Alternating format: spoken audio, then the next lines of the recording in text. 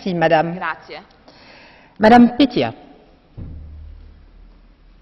Lijepo, gospođo predsjednice. Na tržište Republike Hrvatske iz drugih zemalja, među njima su i zemlje Europske unije, dolazi hrana koja je znatno niže cijene, ali znatno niže kvalitete od domaće hrane. Pod posebnim povećalom javnosti našlo se posljednjih dana svinjsko meso koje zbog ruskog embarga ima na tržištu više nego inače, a koje je smrznuto skladišteno više godina, odmrzavano, prepakiravano i naknadno smrzavano. Ono stiže na hrvatsko tržište bez navedenog datuma klanja, već je na njemu istaknut samo rok valjanosti koji se očigledno kod svakog novog smrzavanja i prepakiravanja iznova utvrđuje.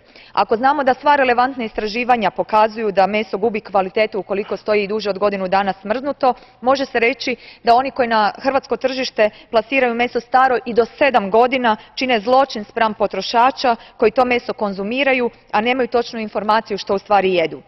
Ako takvi proizvodi nisu dobri za stanovnike drugih članica Europske unije, onda nisu dobri niti za Hrvate, pa pozivam Europsku komisiju da takvoj nepoštenoj trgovačkoj praksi stane na kraj. Hvala lijepo. Merci, madame. Monsieur Nekov, pour une minute également. Уважаема госпожо председател, в света на изкуството творците на невербални произведения, музика, скулптура, балет общуват без прегради с публиката на всяка страна, независимо от езика в нея. Това не се отнася за авторите на литературни произведения, които е нужно да бъдат превеждани.